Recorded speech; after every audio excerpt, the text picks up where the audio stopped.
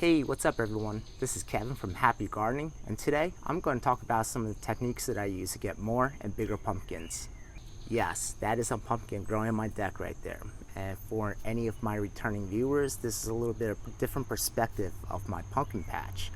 We are actually sitting on my deck, and this is a first prize hybrid pumpkin, and that is a vine that I have allowed to creep up onto my deck.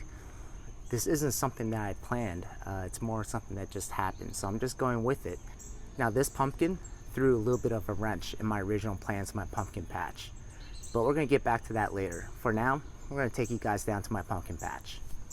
Alright, here are my vines.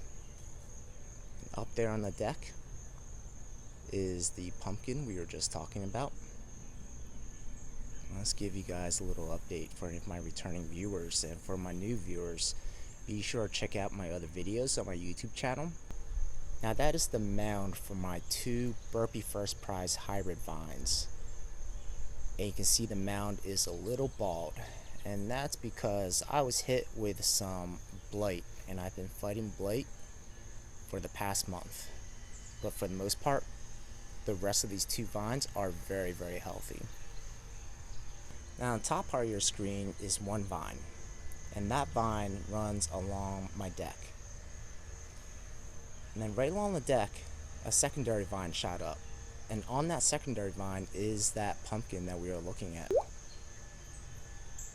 Now this vine runs all along the deck and pretty much goes into my Connecticut field vines there on the right part of your screen. And the other first prize hybrid is on the bottom part of your screen, and that vine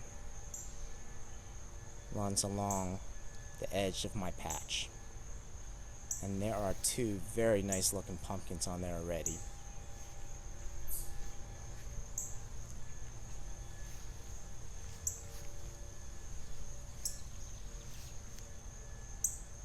This vine runs all the way across my yard. Give you guys a little bit better perspective about the size of these pumpkins. I have average size hands.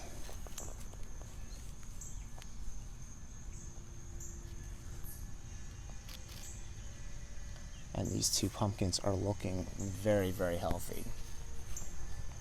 Now first prize hybrids can grow up to 300 pounds. Neither of these will get up to 300 pounds. Only because there are two of them on one vine. Now right there in the middle of your screen is my second mound, and on this second mound are four different vines. On the top part of your screen are two Connecticut field vines, and on the bottom part of your screen are two Big Max vines. With the two Connecticut fields, one goes up on the trellis, while the other was trained to run up and along the deck.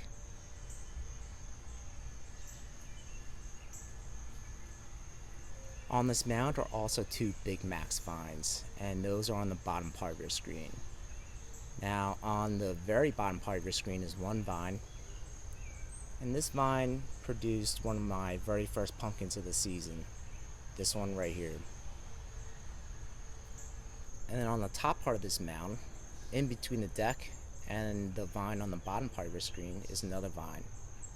And this vine runs into my side yard. You can see that there are two pumpkins on this vine. Here is a better view of one of my Big Maxes. Give you a better idea of the size.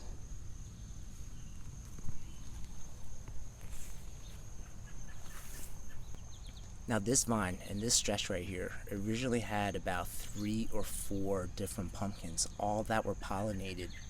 In fact, there's one right there. So what happened to them? Well, I didn't cut them off, that's for sure. What happened was that the vine actually naturally chose to pick one pumpkin and focus all of his energy on that one pumpkin, and it knew that in order to have its best odds of producing the most seeds, focus its energy on growing this one pumpkin rather than growing 4 or 5 smaller ones. So over the course of about a week, I lost 2 or 3 of the other pollinated pumpkins on this particular vine. Now, if I wanted to grow the biggest pumpkin possible on this one vine, I would have cut one of these pumpkins off very early on. But my original goal this year, since this is the first time I'm growing first prize hybrids, was to grow as many as possible just to see what they're like. So I just went with the flow, and I had 2 of these growing right next to each other. And I can't believe how well they're doing. This is awesome. And there are some additional pumpkins forming in the end of this vine. I'm just going to see if they take or not, but I'm not too worried about cutting them off. If they take, that's great, and if not, I have these 2 great pumpkins on this vine. Now, this late in the season, you want your vine to start focusing all of its energy on the fruits themselves and not on the vines. And if they haven't already, you'll probably notice that your vines have slowed down in growth significantly. All the secondary vines have probably come to a stop, and your primary vine has probably also really slowed down in its growth. And this is the vine's natural way of saying, all right, I'm going to take a step back from growing leaves. I have enough leaves to produce energy for my fruit. Now, along with all the leaves, the vine also shoots out secondary roots all on the vine. And for any of you vine growers, if you pull on your vine, you'll notice that it's pretty secure to the ground. And that's because the vine has naturally shot out roots to try to get more nutrients. So, right here, that's about as far as I can pull it. And if you see it, there's a little, there it is. There's a taproot right there shooting straight down into the grass. So because of these secondary roots, you hear a lot about burying your vines. And there are different ways to bury your vines. Some people bury all of their vine completely. Other people don't bury the vines at all. For example, just like this vine growing on this trellis. Now, as for myself, I did not bury all of the vines this year. What I did instead was chose to do spot burying, or what I call spot burying. And essentially, I took 1 part garden soil and 1 part compost, and just placed some mounds of soil early on the vine at the main nodes. Now, further down the vine, I did the same thing right over here. I just chose a random place. There really was no rhyme or reason to it. I just picked an area where I saw some root growing out and covered it with some topsoil and compost. Now again, all of these secondary roots will help you grow more and bigger pumpkins. And something else that I like to do is to take the secondary vines that are growing out close to the pumpkins. Now I'm going to take the tip of this vine, I'm going to cut it off right at a node, right the last node. And after I cut it off, I'm going to bury this with my mixture of 1 part compost and 1 part garden soil. And what's going to happen, or what I hope to happen, is for more roots to shoot out right here so that it pulls all the nutrients in this area right into the pumpkin right there. So I'm going to take a step back and do that with a couple of these vines and show you how I do it.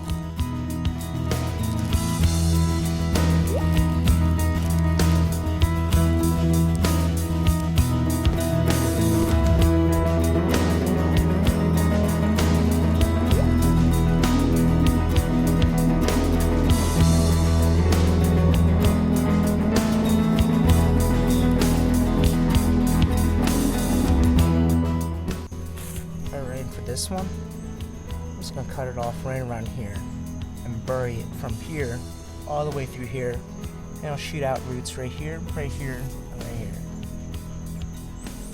just like that.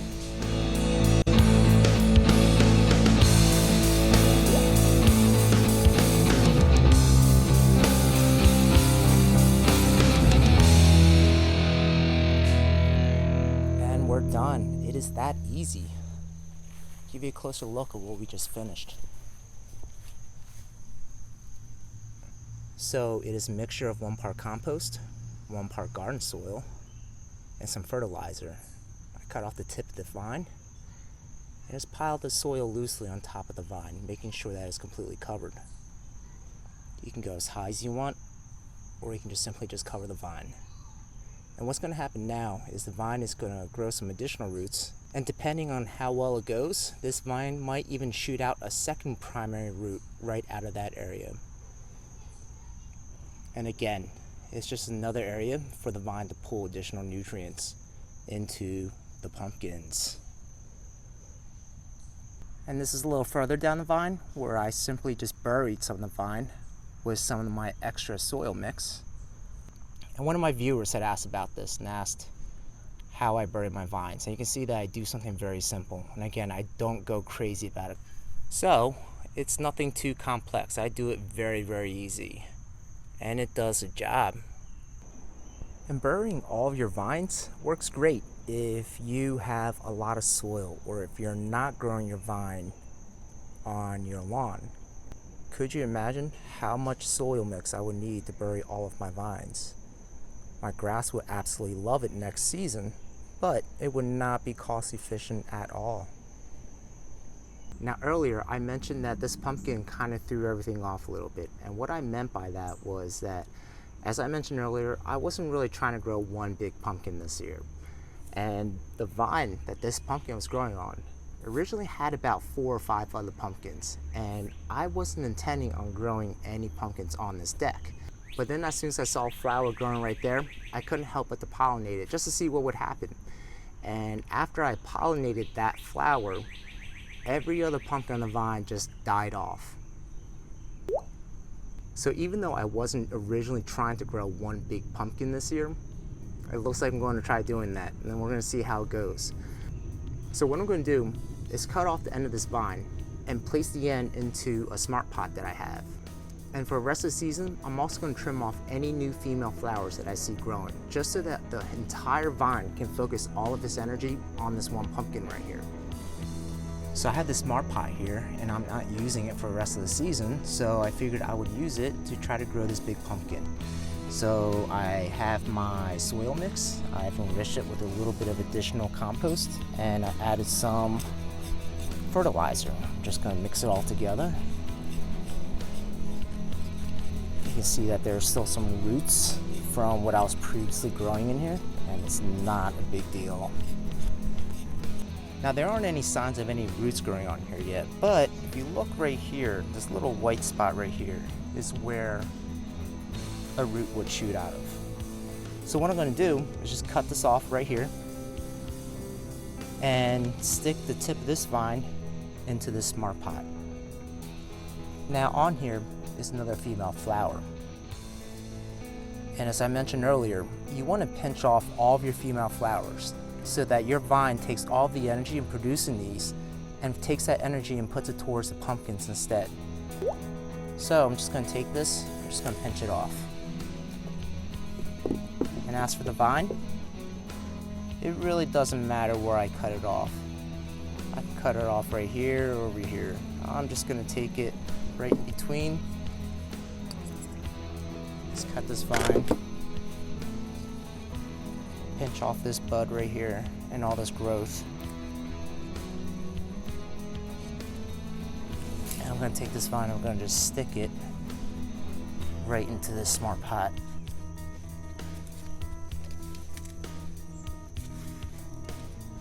Break off these as well too. And there you go, that's it. I'm not gonna worry about the leaves too much. The plant will figure itself out.